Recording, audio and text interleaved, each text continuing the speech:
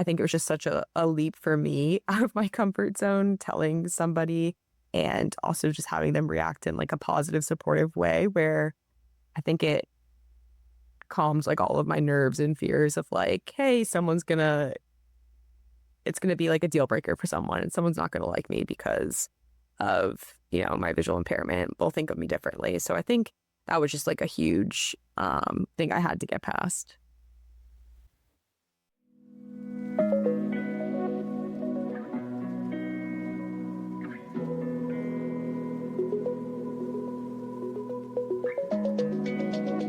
You're listening to Inside Out, a podcast about living well with low vision. Maybe you're feeling confused, scared, isolated, or disheartened about a recent vision loss diagnosis. Or maybe you've been managing your vision loss for a while, and now you want to hear from others about how to continue growing and thriving. Inside Out is your supportive space to find healthy and impactful tools to build and maintain a truly rich and gratifying life with low or no vision. I'm Matthew Reeves. I'm a legally blind psychotherapist and rehabilitation counselor. I specialize in helping people adjust to disability through my practice, Integral Mental Health Services in Atlanta, Georgia. I'm really glad you're listening. Please subscribe so you don't miss an episode, and let others in the low vision community know about the podcast so the word can spread to those who might find it helpful. And now, on with today's discussion. Today I sit down with Ana Nosal, diagnosed with progressive vision loss at age 14, and then spent more than a decade telling almost no one, not her coaches, barely her friends, not even herself in some ways. In this episode, I ask her about the years of quiet self-protection, the therapy that finally cracked it open, and the single conversation with her boyfriend that changed how she thought about disclosure entirely. Then I ask her about the moment she stopped telling people one at a time and posted her whole story at once. This is a conversation about agency, about the math of worst case versus best case thinking, and about what happens when you finally break the dam. Anna, I'm excited to talk to you today on Insight Out. We've had a little bit of a struggle getting this interview recorded for some technical things, so I feel like today is a victory that we can celebrate. So thank you for being here and being so patient with the technology and the process. So I really appreciate that. Um, why don't we get started as we often do by I'll ask you to kind of introduce yourself and tell the audience and myself a little bit about your story with vision loss. Sure. Thanks for having me and for being flexible and patient with me. So my name is Ana Nosal. I am 30 years old. I live in Arlington, Virginia, outside of Washington, D.C., and I was diagnosed with Stargardt's disease at the age of 14. Okay. 14. Was that when you had symptoms start, or was that the diagnosis? Like what's the story of the early onset for you?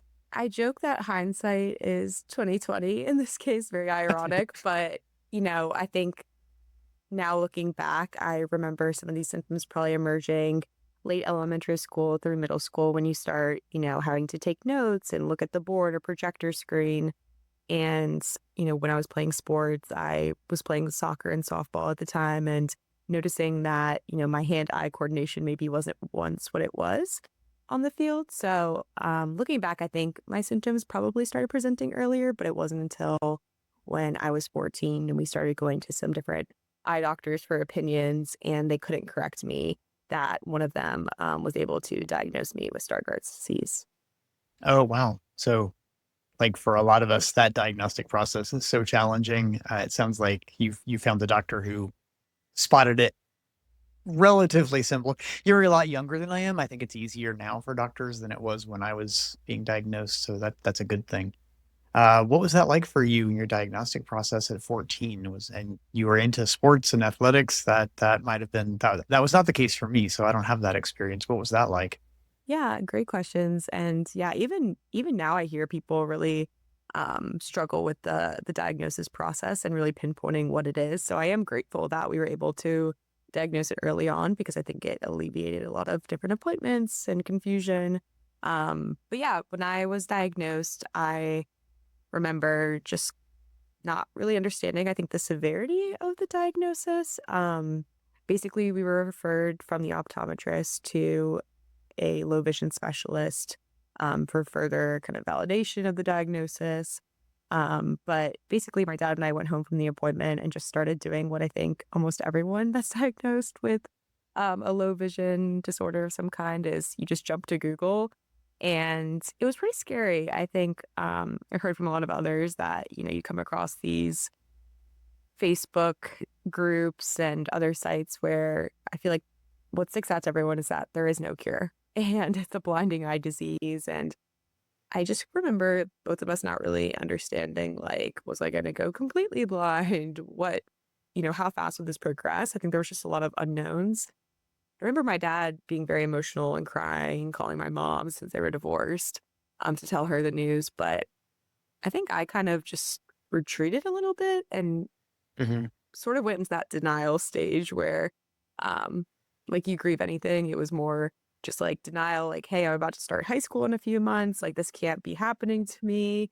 This isn't going to change anything because, there was just so many competing priorities for me at the time. Like you said, like school, sports, friends. I was, entering high school and this was not something that I, wanted to give much attention to.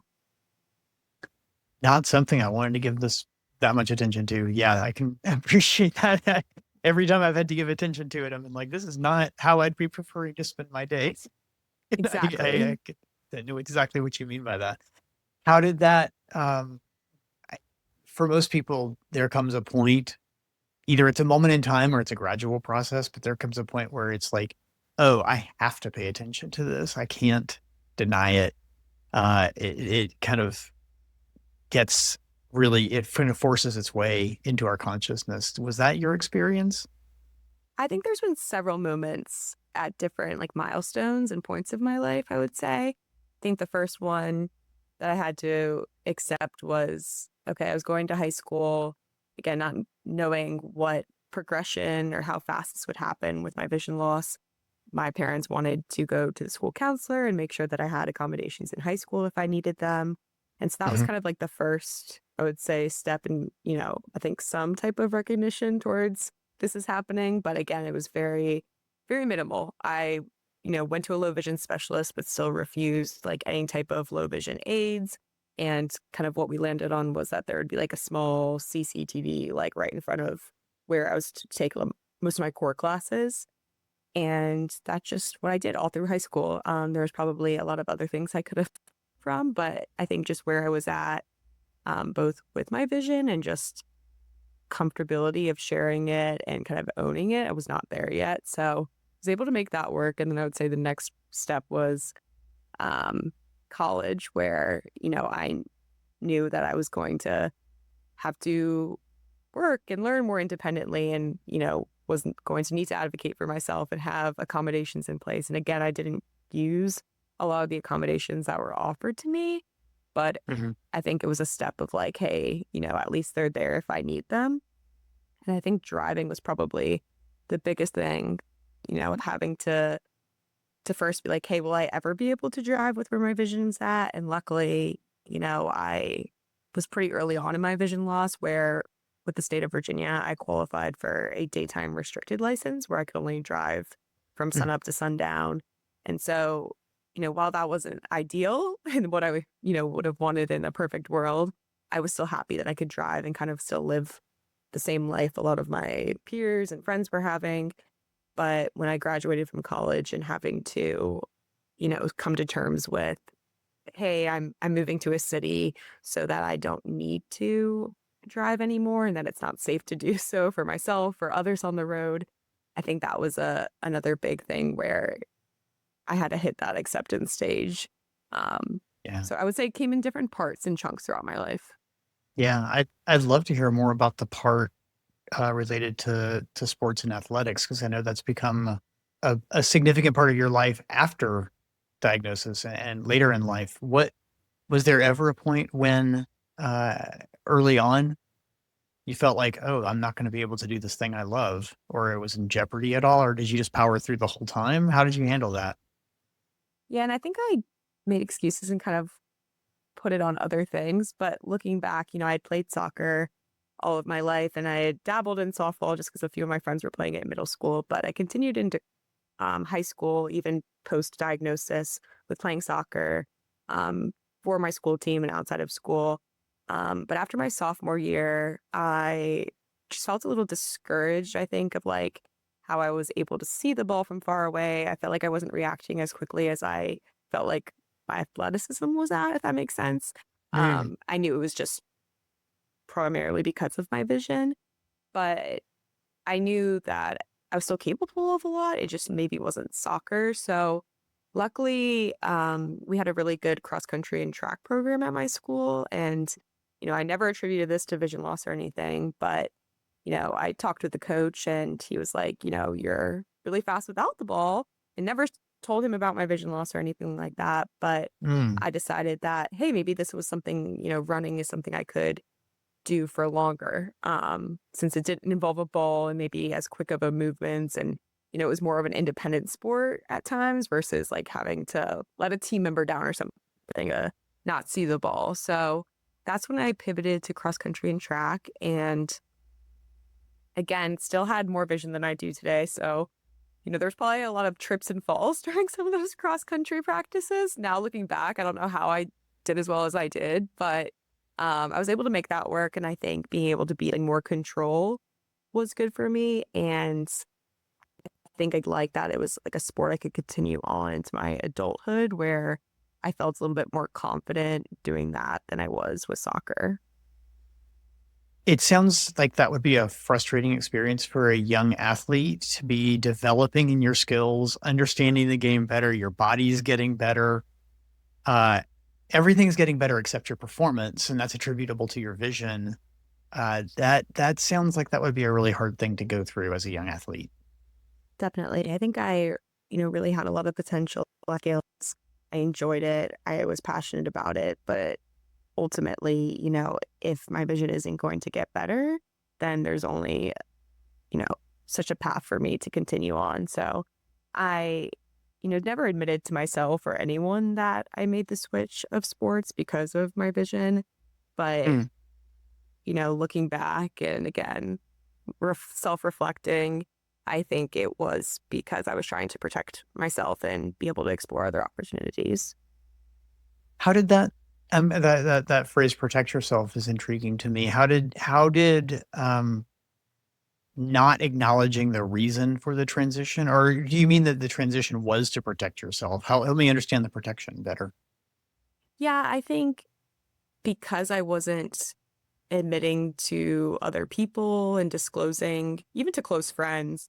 Only really my family knew about my diagnosis. And of course, my parents, trying to be responsible, protective parents, told some of my, friends' parents because they wanted them to be aware when I went over for sleepovers and things like that. But, I think I wanted to guard myself. And a way of doing that was, again, kind of telling myself that I was okay and that there wasn't anything wrong with me or different. So I think being able to, protect myself by changing and pivoting sports, I was, still putting on this like outward perception that, nothing was wrong, but I was just, changing it up because I was faster and wanted to do something without Right. the ball. And even that, you mentioned that even your coach didn't know. Was keeping that a secret? I think that's the story that a lot of us are familiar with, especially at a young age. But I think that's a part of a lot of people's stories at any age, where we're talking about, figuring out who to tell and how much to tell, is a very, very complicated task. And it sounds like you were navigating that at a pretty intense level pretty early. Yeah. And I think it could have only benefited me sharing it with more people. Again, like my vision loss wasn't as bad and I hadn't lost as much, 14 to 18 when I was in those high school years. But even throughout college, like I only told professors on a need to know basis. I only told friends on a need to know basis. And I think it's been kind of crazy that, since I started being more open and, sharing on social media that I've had, you know, teachers from elementary and middle school and high school, that, follow me on social media that are like, oh my gosh, we had no idea. Coaches, like all those people that, I just kept it from, and not because I didn't trust them necessarily, but just because I didn't want to felt like burden anyone or ask for help. It's just kind of crazy. I realized just all the people in my life and support system that I didn't tell. Mhm. Is that a, I don't know. I feel like I have a weird relationship with the word regret. Cause I think sometimes we call something regret when when there was something we learned from it. So I don't know that that really the definition of that is all that clear, but do you feel like that's a regret you have that you didn't tell more people earlier? That's such a hard question because I like to say kind of like everything unfolds like how it should and is supposed Right. to. But I think I would have been a lot more comfortable with myself if I had at least Mm. told maybe a few more people. And that was something Okay. my retina specialist had always encouraged me to do. I remember, kind of at every annual appointment, he was like, all right, like just, before I see you next year, just like tell one more person, like just one person. And I was just always kind of like rolling my eyes at that. He had been telling me that for years. And I just, I feel like now that I've matured and like, that advice would have gone so far, even if it was just my goal was one every year, just tell one more person. Because I think when I started telling people, and it was before he was on social media, I made an effort to disclose to my now boyfriend very early on. And it just like alleviated a lot of anxiety and I feel like a lot of frustrations and just things that made life harder than it had to be for me. So I will say, yes, I have regrets, but I am glad that at some point I just did decide to not let it continue Right. that way. Yeah. Do you remember the first time you kind of took that leap and did the uncomfortable thing and told somebody? Yeah, I think again, other than like the need to know basis, I feel like Mm. my boyfriend was the first time that I felt like I told someone on my terms when I wanted to.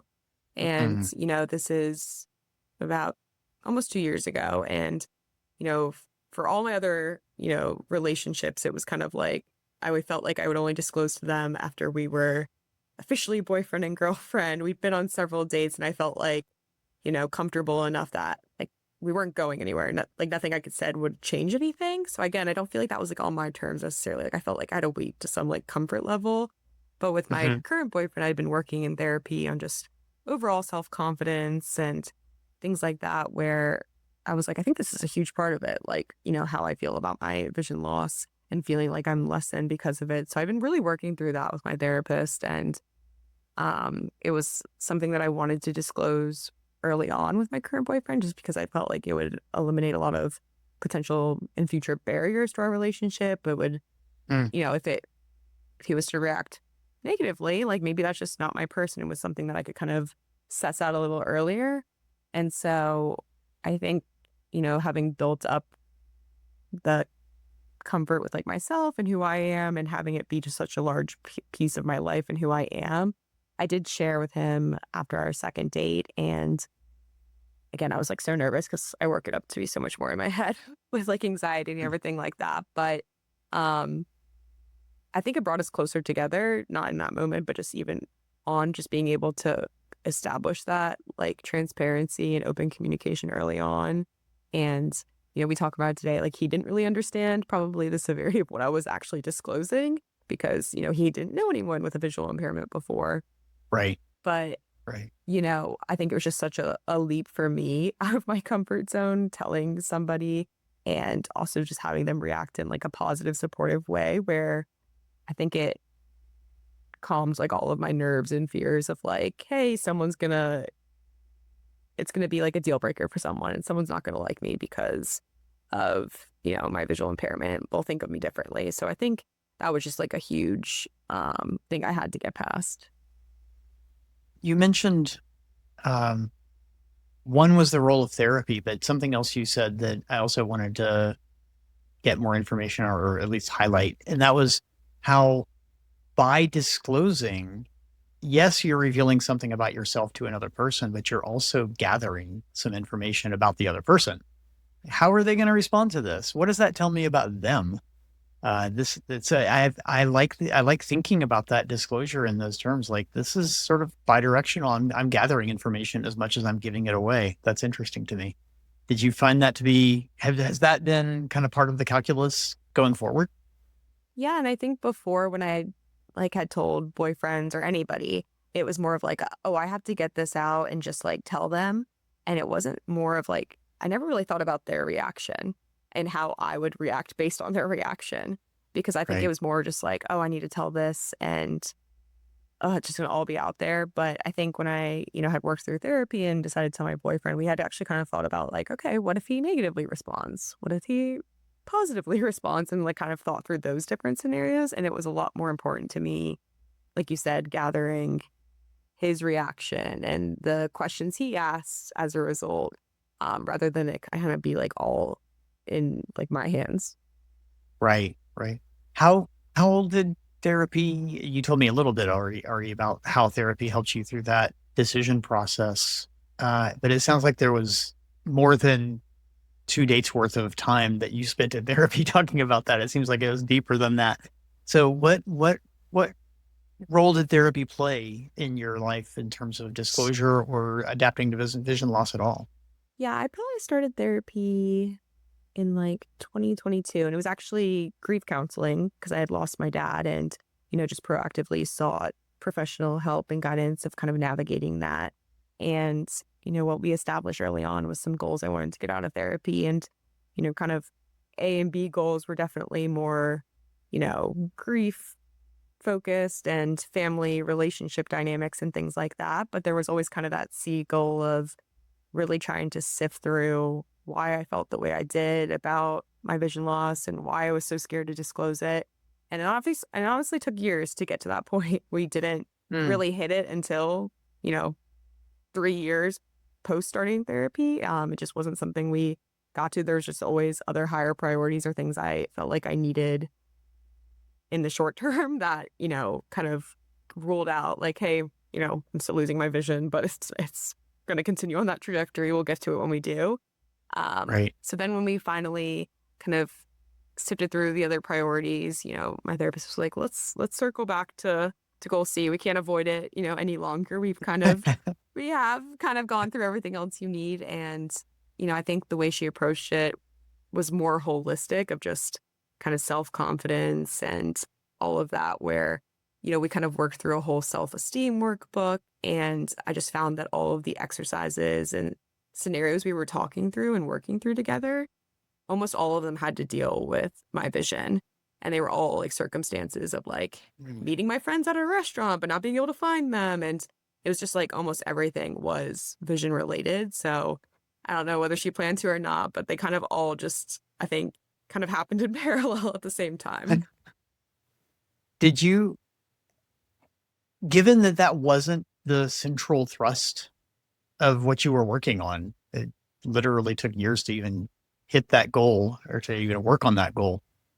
Were you surprised at all when it started, when you realized how many different things were orbiting around vision loss in terms of how you viewed yourself and how it was impacting your quality of life and your relationships and all of that? Yeah, I was a little surprised because I think, you know, I knew it was there, but again, it wasn't like, I was still in denial. I probably wasn't like accepting it for what it was. Like, I had been diagnosed with generalized anxiety, but until we started kind of Mm, talking in therapy and like going through the workbook stuff, I was like, oh my God, I think like all these situations where I feel so anxious and less than, or they all somehow have to do with my vision. There's like nothing else where, we were kind of, we talk about all the pros and things that I offer, like, I'm smart, I'm successful. But then it was like all the negative stuff always had to do with my vision and feeling like I wasn't bringing like, a perfect person to the table. Um, mm. which was really interesting to me because, I had thought of myself as a fairly confident person and then realizing that it all had to do with how I kind of viewed and saw my vision loss, was really interesting. So there was a discrepancy between how you viewed yourself and then how some quiet part inside of you was viewing Right. yourself. Yeah. Right. Yeah. How did you work from that place to a place of greater acceptance and less denial and feeling better about it? Because it seems like now, like on social media, I know that you're loud and proud. There's a big change there. Tell me about that evolution. Yeah, I think it was like some of the situations and scenarios we kind of talked and worked through. It kind of like how I disclosed to my boyfriend, we kind of thought about like, okay, what's worst case scenario? What's best case scenario? What are the odds of the Hmm. worst case scenario happening? But what are the odds of the Right. best case scenario happening? And I think just kind of having that all laid out for me, I feel like I'm a pretty like type A person and being able to kind of see those scenarios laid out before me, I'm like, okay. And like the probability attached to them, I'm like, okay, it's not as bad. And I feel like also, this is happening later in my 20s. So I feel more established as an individual. I feel like I have really great friendships and a support system with my family. And, I'm successful at work. I feel like I just, with that, combined that with the therapy, I felt like I was at a point where, all right, like, let's test out some of these, situations I talk through with my therapist. Let's, tell my friends before I get to the restaurant that I'm visually impaired and I might need some help finding at what table they are. Can they give me some directions? What are they wearing? Where in the restaurant are they sitting? And then I just feel like, then telling my boyfriend was a huge step. And I feel like almost he became like an advocate on my behalf Mm. where, he wasn't sharing it with other people, but he was encouraging me not to be afraid to share it with other people and just kind of brought up circumstances where he's like, hey, we're riding bikes at night, when we're at the beach with my cousins, can I let them know you're visually impaired so that they can watch out for objects that, you might miss? And there was just stuff like that where he was kind of pushing me, not forcing me or pressuring me, but just kind of thinking of situations where he's like, hey, it might be good to disclose and, starting to feel more comfortable. But, all that's to say, you kind of have to get there on your own terms. And there was a few therapy sessions where I'm like, I think I just want to rip the band-aid off. Like, there's just so many people I've kind of kept this from so long that have been in my circle for, over a decade that, this is going to be a shock to. And I don't know how to like sit down and have this awkward conversation with, so many different types of people. Like, and social media just kind of seemed like the way to like rip the band-aid off, but also affect more people than just like my own circle with my story. So you chose not to sit down and have those, and you just did it publicly, right? You just Yeah. like, here we go. Okay. So there was no conversation with individual friends or groups of friends.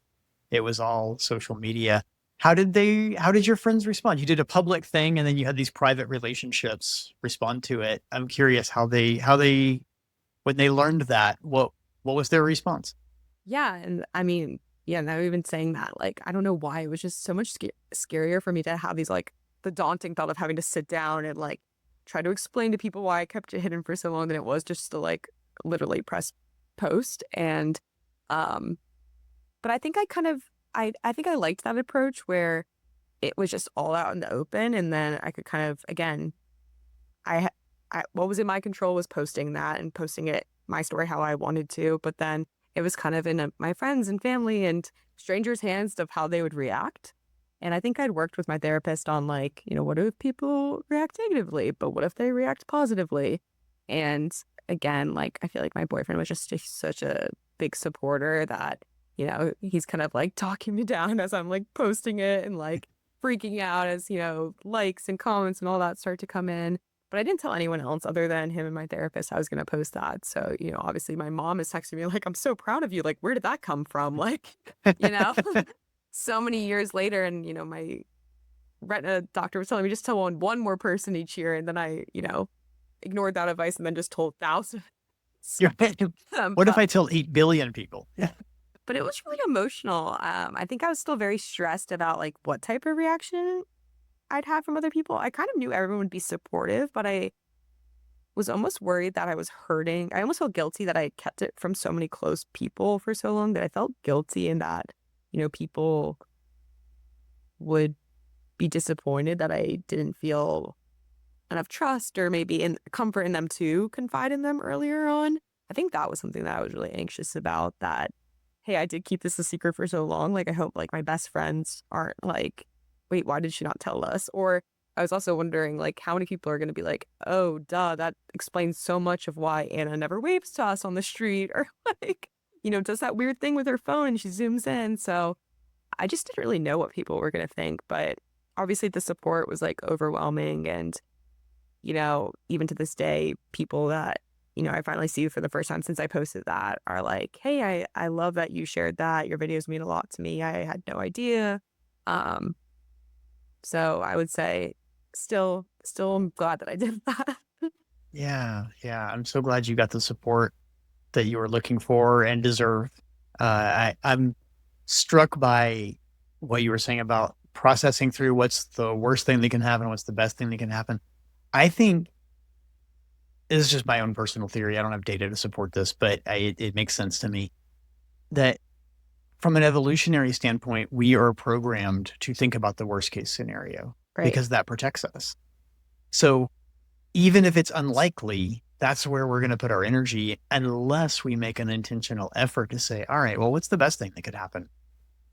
Which that requires a certain amount of mindfulness and energy to like go off the default path. And when we do that, that's when we think about it, I think more often than not, especially in a situation like what you're describing, the best case scenario is far more likely. Like Right. the people who love me and care about me are going to respond in a supportive way as opposed to thinking that I'm a horrible human being and that they should dump me, right? Like that's not likely. And but it does take like a certain amount of effort and intentionality to ask yourself the question, what's the best thing that could happen here? But I'm really happy for you that the best thing did happen, that you got the support you deserve. That's wonderful.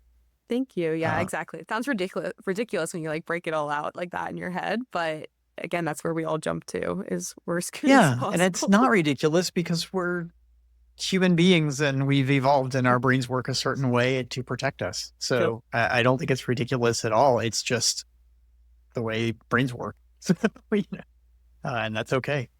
Um, Now that you have the social media presence, uh, what what has that experience been like? Or is that spreading beyond your core group of people to a larger audience? Is that your goal?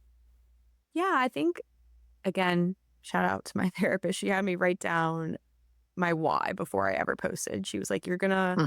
want to rely on this when you ever doubt yourself or you get that negative comment finally. She's like, you're gonna want to go back to your why or you feel discouraged with posting. And I had a few whys.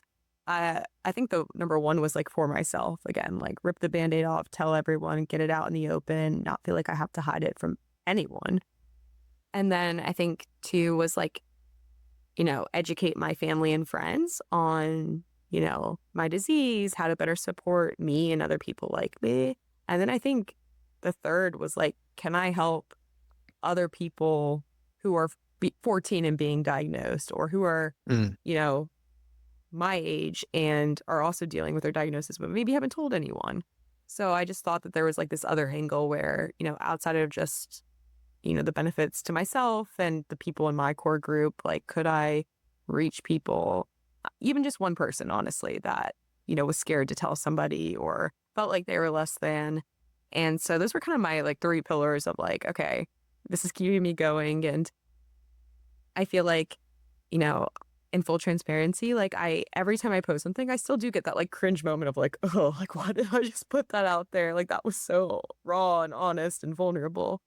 And Mm. I don't know if that goes away really, but I, I think the the rewards like outweigh any of that like negative thoughts or self-talk because, I've been able to connect with people around the world and it's not just, people with experiencing vision loss that, are so similar to me and relate so much. And that's been awesome to find that community. But I think what's most rewarding, honestly, has been people's parents or siblings or friends or partners that have been like, hey, you described what my daughter's going through and I had no idea. And, you've like opened my Wow. eyes to people experiencing vision loss. And like, my boyfriend's family member was recently like, I was at the grocery store and I realized this person that kept bumping into me was actually just visually impaired. They kept apologizing, but she was like, I never really would have kind of thought that at first.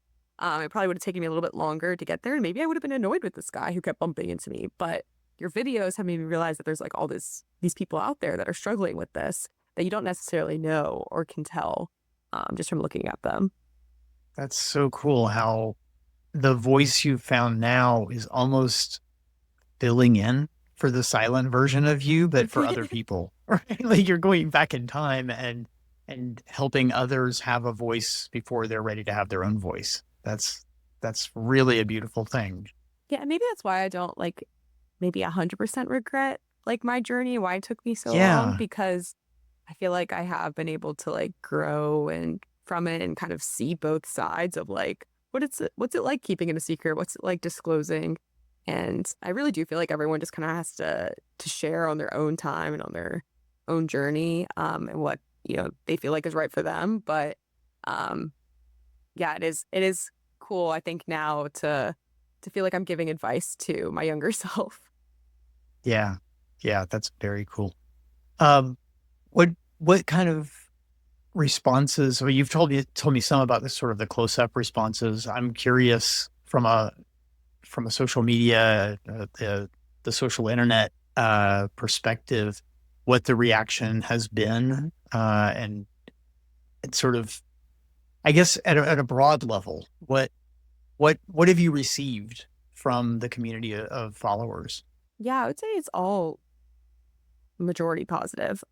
So I would say just finding the community that's out there. Like, I don't think I even really noticed how many people out there experiencing vision loss or like all the different degrees and types of vision loss that there are out there. I feel like I've Yeah, become better educated.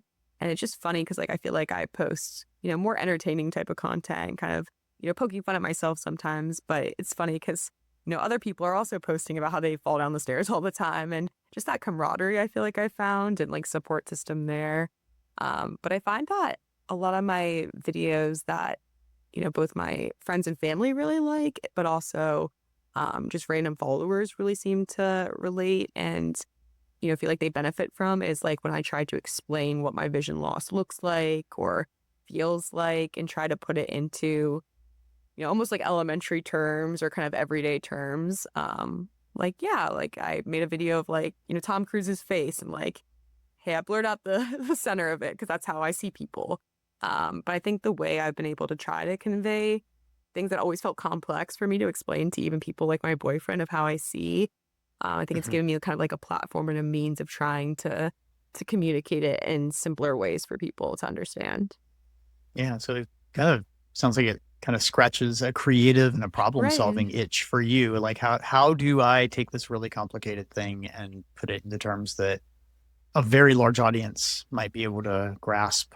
Uh, and that's got to be rewarding when it works. If you feel like Exactly. you've been able to effectively communicate something, and maybe for other people with vision impairment, because you're right, that it is so different from person to person, even within the same diagnosis. It's a radically different experience, and I think most of us struggle to put it into words because I just don't think English is very good at communicating these things.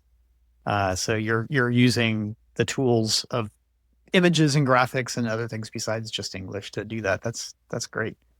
Uh, Um, 100%. yeah, and I want to circle back on the athletics. Are you still an athlete? I don't really do anything with balls or the hand-eye coordination still, No but balls.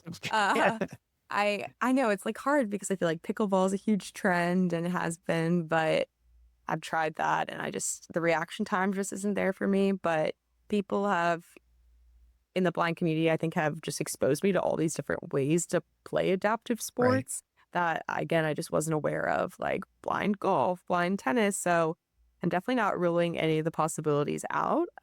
But I have kind of picked up again my love for running and have started just ran my first marathon in March and training for Oh, my second. congratulations. Thank you. And so even that, like, it's something that, I thought I could carry into adulthood, but there are adaptations and just limitations that having lost more vision since I started running that I've had to deal with. And hey, like if it's, dark, I'm not going to go running by myself because I literally can't see anything. Or Right. I need to plan my route more carefully beforehand because I can't read the street signs. So there's things like that where I've had to take into consideration, but that is something that I've found ways to still enjoy and be able to do independently.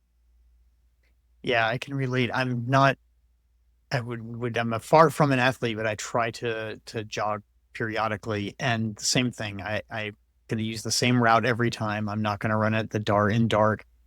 I would probably enjoy trail running far more than sidewalk running, but I'm not gonna do that because I don't feel safe doing it. I'm gonna trip or hurt myself. So not to say that somebody else with a vision impairment can't trail run. It's just not for me.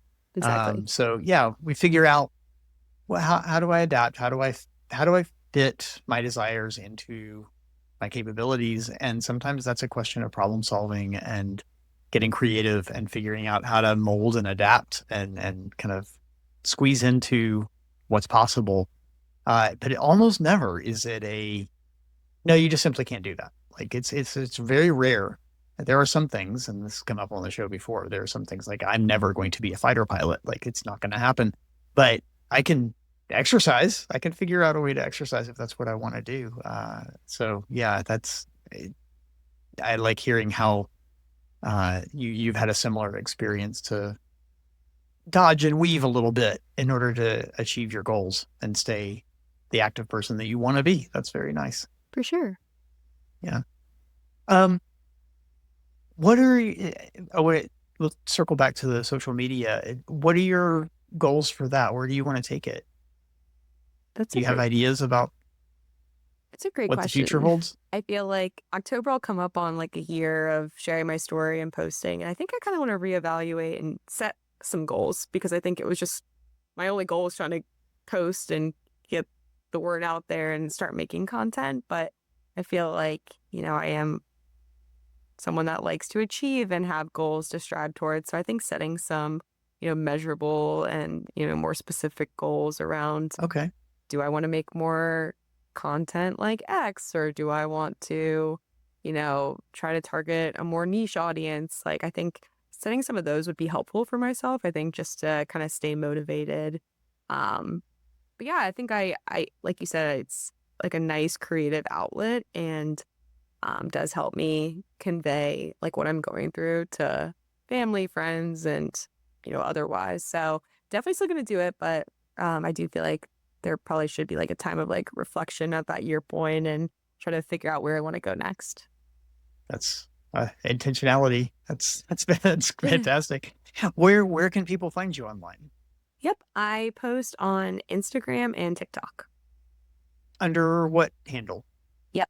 So it's my first name, Anna, A-N-A, and then underscore my last name, Nosal. All right. Well, if people want to follow your content, now they know how. As we come to the end of our time, what message would you have for this audience, or any final thoughts or lessons learned that we haven't touched on yet? I think I'm going to have to echo my retina specialist advice where you don't have to be like me and post it online for anyone and everyone to see. But I think, again, setting some small goals and just like, hey, tomorrow I'm going to tell, my teacher. Next week, I'm going to tell, my closest friend. Next year, I'm going to tell, whoever I get into a relationship with. Like, I think setting some of those more attainable things can make it seem less daunting. I think I like passed all those milestones in my head and was just like, I have to tell everyone. But I think if I had done Yeah. it in more, um, bite-sized chunks growing up, I think it would have been a lot easier to kind of come out on social media and share it all at once. Because again, I still feel very true to like, you know, everyone has a time to and a way of doing it that's right for them. But I think, there is power in just even telling one person. Yeah. Yeah. You did it in an unusual way. You broke the dam and just flooded the whole thing. It created, you put an Anna shaped hole in the wall as you ran through it. And if anyone wants to talk through doing that, yeah, definitely reach out because I can talk you through that mental game. But I am supportive of any way in which people want to disclose. Yeah. Your story is just filled with, between your, I guess, your boyfriend and family, those people who did know early. One thing I noticed is that they all met you where you were, and nobody forced your hand, nobody pressured you. Even your Even the retina specialist was saying, I think this would be a good idea, but it didn't seem like anybody was trying to take your own agency away. And I think that's a good lesson for advocates and allies to hear. I think that's really important. So that's part of your story that I wanted to highlight too. So good for them, and good for a retina specialist getting in there and treating you like a human being and not just like a pair of eyeballs. Oh, That's also I love my rare. doctor, and it was cool. Actually, I saw him in December, and I got to tell him I told everyone. I told all of social media. And, I think just he's been seeing me since, I was 14, 15. So being able to share that with Yeah. him was such an exciting thing. And I think was really rewarding to him, having seen me grow up and, not feel comfortable with disclosing, and then being, coming into his office at 29 and telling him I told the world. All those years of advice, Right. they all came together in one moment, one click of a button, and it happened. And it sounds like it's worked really well for you, which I'm really happy about. So thank you for telling your story. Thank you for letting me share and have the space to do Yeah, so. absolutely. I appreciate it. And I hope listeners enjoyed the story and keep listening for more. And if they want to find you on social media, they can check the show notes along with your email address. So I appreciate your offer to help people if they want to be on social media too, so they can reach out to you that way. Very cool. Well, we'll leave it there for today. And thanks again, and be well. Awesome. Thank you. That was my conversation with Ana Nosal, who spent years disclosing her Stargardt disease only on a strict need-to-know basis before deciding almost a year ago to share her story publicly all at once. I love learning how deliberate her path there actually was. Therapy, her retina specialist's yearly nudge to just tell one more person, and a practical conversation with her boyfriend before she ever took it to social media. What stuck with me the most is her point that disclosure runs in both directions. It reveals something about you, but it also tells you something about the person receiving it. I'm grateful that she reminded me that the worst case scenario we braced for is rarely what actually shows up. You can find Ana on Instagram and TikTok, and her contact information is in the show notes if you'd like to talk through your own disclosure journey. Thanks for joining us for this episode of Insight Out. You're the reason this podcast exists, and we'd love to hear from you. You can leave us a voice message at speakpipe.com/insideoutpod. That's speakpipe.com/insightoutpod. INSIGHTOUTPOD. There, you can share your thoughts about today's conversation, suggest a topic for a future episode, or tell us about your experience living with vision loss. Again, that's speakpipe.com/insightoutpod. Insight Out is produced by Integral Mental Health Services, my private practice that offers psychotherapy for adults in Georgia and disability adjustment and chronic illness counseling nationwide. Visit us at integralmhs.com. And you can visit insightoutpod.com to catch up on all the episodes and to find links for subscribing in all the major podcast apps. A video version of this podcast is available on YouTube. Search for the channel using the handle @InsightOutPod. You can also find us on social media using that same handle. I hope you'll join us for the next episode of Insight Out. Subscribe now in your favorite podcast app to stay connected. Thanks again for listening.